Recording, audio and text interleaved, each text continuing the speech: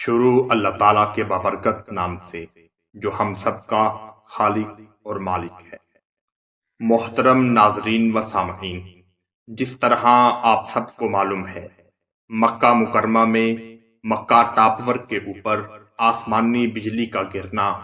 اور تیز ہواؤں کے ساتھ مکہ مکرمہ میں تیز بارش کا ہونا،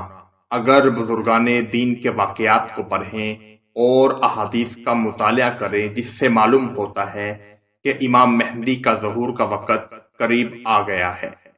آپ دیکھ رہے ہیں آطف علی ٹی وی۔ قیامت سے پہلے ایک زمانہ ایسا بھی آئے گا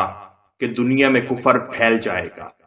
زمین ظلم اور سرکشی سے بھر جائے گی،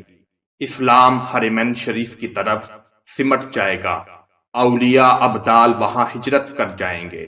پھر سیدہ فاطمہ زہرا رضی اللہ تعالی عنہا کی اولاد سے ایک شخص پیدا ہوگا جو زمین کو عدل انصاف سے بھر دے گا۔ یہ تمام روئے زمین پر حکومت کرنے والے 5ویں بادشاہ ہوں گے، جنہیں حضرت امام مہدی کہا جاتا ہے۔ رسول اللہ صلی اللہ علیہ وآلہ وسلم نے فرمایا، دنیا ختم نہ ہوگی کہ حتیٰ عرب کا بادشاہ ایک شخص بنے گا جو مجھ سے یا میرے گھر والوں سے ہوگا، اس کا نام میرے نام کے موافق، اس کے باپ کا نام میرے والد کے نام کے موافق ہوگا، مبارک پر بیعت کریں گے،